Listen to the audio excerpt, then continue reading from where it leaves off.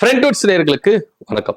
போற இடத்துலலாம் எப்படிங்க கண்ணி வெடி வச்சா இந்த மனுஷன் தாங்குவாரா? கொஞ்சமாச்சுன்னா அவர் மேல கொஞ்சம் கருணையா இருங்க, கரிசனை வைங்க. பாவங்க எவ்வளவுதான் தாங்குவாரு? போற இடத்துலலாம் எல்லாரும் மத்தள மாதிரி 2 சைடு அடிச்சா மனுஷன் எவ்வளவுதான் தாங்குவாரு? எல்லா பக்கமும் சுத்தி சுத்தி அடிக்கிறீங்க. கொஞ்சமாச்சுன்னா அவர் மேல கொஞ்சம் கருணை காட்டுங்க. கொஞ்சம் இடைவெளி விட்டு அடிங்க. அடிங்க, அடிக்க வேணாம்லாம் சொல்லல. இடைவெளி விட்டு அடிங்க அப்படின்ற ஒரு கூக்குரல் அதிமுக பொதுச் செயலாளர் சைடுல இருந்து குரல் எழும்புது. ஏன்னா பாஜக பாத்தீங்கன்னா ஒரு பக்கம் அடிக்கிறாங்க. கூட்டணி ஆட்சி தான், எங்களுக்கு இத்தனை சீட்டு வேணும், அமைச்சர் பதவி வேணும், துணை முதலமைச்சர் பதவி வேணும் அப்படின்னு சொல்லிட்டு அவங்க ஒரு பக்கம் நெருக்கடி கொடுக்குறாங்க. இன்னொரு பக்கம் வழக்கு, இந்த தேர்தல் ஆணையம் அந்த வழக்கு எல்லாம் இருக்குல்ல, அந்த வழக்கு. இன்னொரு பக்கம் டிடிவி தினகரன், இன்னொரு பக்கம் ஓபிஎஸ், இன்னொரு பக்கம் சசிகலா. இது போதாதுன்னு மாவட்ட செயலாளர்கள், இதெல்லாம் போகாதுன்னு உட்கட்சி விவகாரம். எங்களுக்கு சீட்டு கொடுத்தா நாங்க அதிமுக இருப்போம், இல்ல கட்டி நாங்க விலகிடுவோம். இப்படி பல சைடு எடப்பாடி பழனிசாமி போட்டு பந்து ஆடுறாங்க. ஆனா இது எல்லாவற்றையும் அசால்ட்டா என்ன பண்றாரு, மேக்கப் பண்ணிடுறாரு எடப்பாடி பழனிசாமி. கூட்டணி கட்சி விவகாரத்தை அசால்ட்டா மெயின்டைன் பண்றாரு. ஓபிஎஸ் சசிகலா மேட்டர்லாம் பண்றாரு. ஆனா இந்த உட்கட்சி விவகாரம் இருக்குல்ல, இதுதாங்க அவருக்கு பெரும் தலைவலி கொடைச்சலா இருக்கு. இப்போ கள்ளக்குறிச்சியில ஒரு பூகம்பம் எழும்பி இருக்கு. கள்ளக்குறிச்சி மாவட்ட செயலாளர் குமரகுரு இருக்கிறாருல, அவரு ஒரு படார்னு ஒரு விஷயத்தை போட்டாரு. எடப்பாடி பழனிசாமி எனக்கு துரோகம் பண்ணிட்டாரு, நான் இதுக்கப்புறம் அதிமுக இருக்கணுமா வேண்டாமா அப்படின்றது எடப்பாடி பழனிசாமி தான் என்ன பண்ணணும் முடிவு பண்ணிக்கணும். ஏன்னா எனக்கு பெரும் துரோகம் பண்ணிட்டாரு. கடந்த ஆட்சியில எடப்பாடி பழனிசாமி முதலமைச்சரா இருக்கும் பொழுது எனக்கு கொடுக்க வேண்டிய அங்கீகாரத்தையும் எனக்கு கொடுக்க வேண்டிய உரிமைகளையும் அவர் கொடுக்கவே இல்லை. எனக்கு ஏமாத்திட்டாருங்க.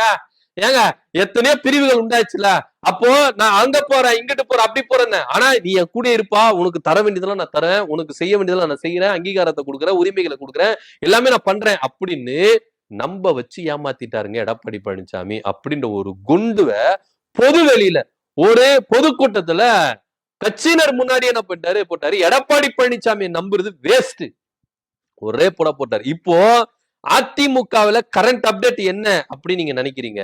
உட்கட்சி விவகாரம் ரொம்ப வந்திருக்கு. இதுல குறிப்பா சொல்ல போனா யாருக்கு சீட்டு தருவீங்க? ஒரு மாவட்டத்தை நீங்க ஒரு தொகுதியை எடுத்துட்டீங்கன்னா அந்த தொகுதியில 2-3 பேர் இருக்கிறாங்க, பலம் வாய்ந்தவர்களா இருக்கிறாங்க. கடந்த தேர்தலை இவங்களுக்கு சீட்டு கொடுத்தீங்களா, ஜெயிக்கல, இந்த வாட்டி எங்களுக்கு கொடுங்க நாங்க ஜெயிக்கிறோம். ஒவ்வொருத்தரும் கொடைச்சல் ஆரம்பிச்சிட்டாங்க.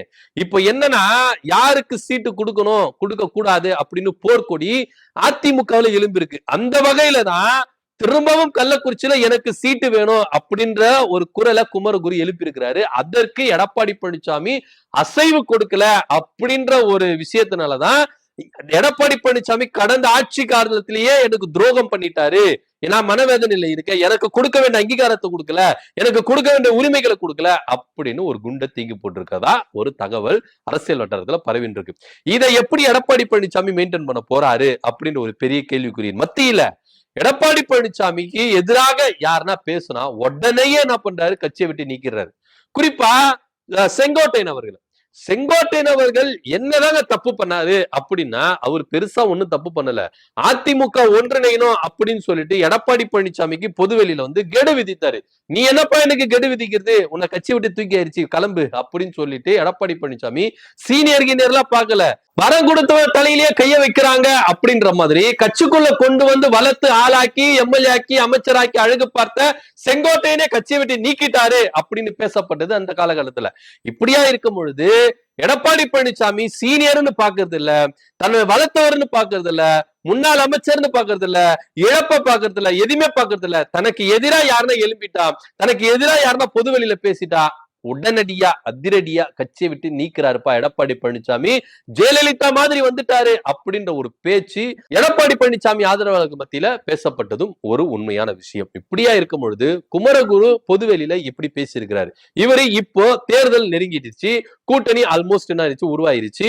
இப்போ கட்சியில இருக்கிற சீனியர்களை, கட்சியில இருக்கிற பலம் வாய்ந்த மாவட்ட செயலாளர்களை அதிரடியா நீக்கினா யாருக்கு பாதிப்பு அப்படின்ற ஒரு கேள்விக்குறி இருக்கு. இது எலெக்ஷனுக்கு முன்னாடி குமரகுரு பேசியிருந்தா எடப்பாடி பழனிசாமி அசால்ட்டா குமரகுருவை ரிசைன் பண்ண சொல்லிட்டு போயிட்டு இருப்பாரு, கட்சி விட்டு தூக்கிட்டு இருப்பாரு. ஆனா இப்போ எலெக்ஷன் டைம், இப்போ ஒவ்வொரு அடியும் எடப்பாடி பழனிசாமி பார்த்து வைக்கணும். ஏன்னா ஒரு பக்கம் பாஜக நெருக்கிட்டு இருக்காங்க, எங்களுக்கு கூட்டணி ஆட்சியில எங்களுக்கு பங்கு வேணுங்க, எங்களுக்கு அமைச்சர் பதவி வேணும், துணை முதலமைச்சர் பதவி வேணும் அப்படின்னு இப்பவே நெருக்கடி கொடுத்திருக்காங்க. ஏன் அப்படின்னா இதே டெல்லி பாஜக அதிமுக பார்த்து பல சரமாரியான கேள்விகள் எழுப்பியிருக்கு. ஏன் பாஜகவுல எம்எல்ஏக்கள் ஆகக்கூடாதா?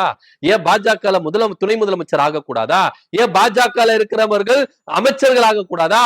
ஏன் பாஜக ஆட்சி அதிகாரத்துல பங்கு பெறக்கூடாதா? இப்படி பல கேள்விகளை கேட்டிருக்கு. சோ இதெல்லாம் கேள்விப்பட்டுதான் எடப்பாடி பழனிசாமி கொஞ்சம் அடக்கி வாசிக்கிறாரு. ஏன்னா எதிர்ப்பை பயங்கரமா தெரிவிச்சுட்டா எடப்பாடி பழனிசாமிக்கு ஆப்பு மேல ஆப்பு வச்சுருவாங்க பாஜக அப்படின்னும் இங்க பேசப்படுது.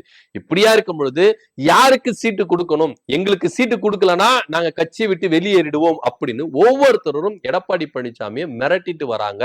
அதிமுக கட்சியில ஒரு சிலர் எச்சரிக்கை விடுறாங்க, இந்த தடவை சீட்டு எங்களுக்கு, அவங்களுக்கு கொடுத்தீங்கன்னா நாங்க அதிமுகவுல தான் இருப்போம், ஆனா வேலை செய்ய மாட்டோம், வேற கட்சிக்காரங்களுக்கு வேலை செஞ்சிருவோம் அப்படின்னு அப்படி மிரட்டுறாங்க.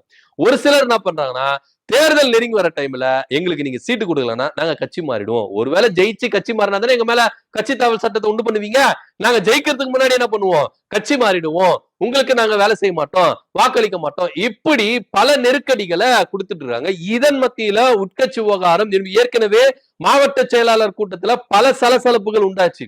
அது எல்லாத்தையும் அப்படியே ஐயா எடப்பாடி பழனிசாமி என்ன பண்ணாரு, மெயின்டைன் பண்ணி அப்படியே எல்லாரும் அமைதிப்படுத்தி வெளியே அமைச்சாரு. வெளியே வந்த உடனே கள்ளக்குறிச்சி மாவட்ட செயலாளர் குமரகுரு பொதுவெளியில இப்படி பேசியிருக்கிறார், எடப்பாடி பழனிசாமி எனக்கு துரோகம் செய்து விட்டார், அவர் எனக்கு கொடுக்க வேண்டிய அங்கீகாரத்தை கொடுக்கல, உரிமைகளை கொடுக்கல, என்ன நம்ப வச்சு ஏமாத்திட்டாருங்க, அப்பவே கொடுத்திருந்தா இன்னைக்கு நான் இந்த கள்ளக்குறிச்சி மாவட்டத்தை பயங்கரமா டெவலப் பண்ணிருப்பேன், ஆனா எனக்கு கொடுக்கறேன்னு சொல்லிட்டு என்னை ஏமாத்திட்டாரு அப்படின்ற ஒரு குண்டை எடப்பாடி பழனிசாமி மேல போட்டிருக்காரு. இப்போ தேர்தல் நெருங்கி வர டைம்ல எடப்பாடி பழனிசாமி தீவிர ஆதரவாளரா மாறிய குமரகுரு, அதே போல கள்ளக்குறிச்சி மாவட்ட செயலாளர் குமரகுரு இப்போ ஒரு பெரிய குண்டு தீங்கு போட்டதுனால எலெக்ஷன் டைம்ல இது அடி வாங்கும்.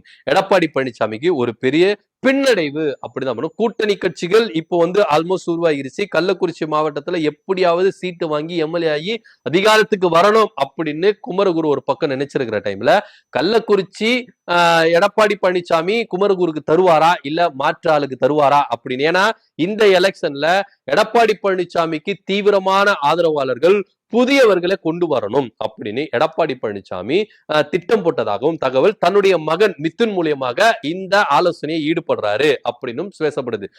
முன்னாள் அமைச்சர்கள் இருக்காங்கல்ல, அவங்களுக்கு எல்லாருக்கும் சீட்டு கன்ஃபார்ம், அதுல எந்த மாற்று கருத்து இல்ல, அவங்க போக அவங்க மகன்களுக்கும் சீட்டு. இப்ப ஜெயக்குமார் அண்ணன் தன்னுடைய மகன் ஜெயவர்தனுக்கு சீட்டு கொடுக்கணும் அப்படின்னு சொல்லியிருக்காரு. கே.பி. முனுசாமி சொல்லியிருக்கிறாரு. அதே போல பாத்தீங்கன்னா எஸ்.பி. வேலுமணி சொல்லியிருக்கிறாரு, தங்கமணி சொல்லியிருக்கிறாரு. நிறைய பேரு தன்னுடைய வாரிசுகளுக்கு சீட்டு வாங்கணும் அப்படின்ற ஒரு குறிக்கோள்ல இருக்கிறாங்க. இதெல்லாம் தவிர்த்துட்டு எடப்பாடி பழனிசாமி ஸ்ட்ரிக்டா சொல்லியிருக்காரு, உங்களுக்கு மட்டும் தான் சீட்டு, மற்றவங்களுக்கு சீட்டு இல்ல, புதியவர்களை உள்ள கொண்டு வரணும், இளம் தலைமுறைகளை உள்ள கொண்டு வரணும் அப்படின்னு மற்ற தொகுதிகள்ல எடப்பாடி பழனிசாமியோட தீவிர ஆதரவாளர்கள் இருக்காங்கல்ல, அவங்கள களமிறக்க போகிறாரு. 2024 நாடாளுமன்ற தேர்தலையே புதியவர்களை கொண்டு வந்தார், தன்னுடைய ஆதரவாளர்களை கொண்டு வந்து நிப்பாட்டினாரு. பல முன்னாள் அமைச்சர்கள் எதிர்ப்பின் மத்தியிலும் இப்போ சட்டமன்ற தேர்தலையும் கிட்டத்தட்ட 180 தொகுதி மேல அதிமுக தனித்து நிக்க போது. இந்த 180 தொகுதிகளுக்கும் குறிப்பிட்ட சில தொகுதிகளுக்கு புதியவர்களை கொண்டு வரணும், அதுவும் தன்னுடைய ஆதரவாளர்களை கொண்டு வரணும் அப்படின்ற ஒரு முனைப்போட எடப்பாடி பழனிசாமி தீவிர ஆலோசனையில் இருக்கிறதாகவும் தகவல் இருக்கு. இதன் மத்தியில தான் ஒவ்வொரு தொகுதியிலும் மாவட்ட செயலாளர்கள் போர்க்கொடி தூக்கி இருக்கிறாங்க.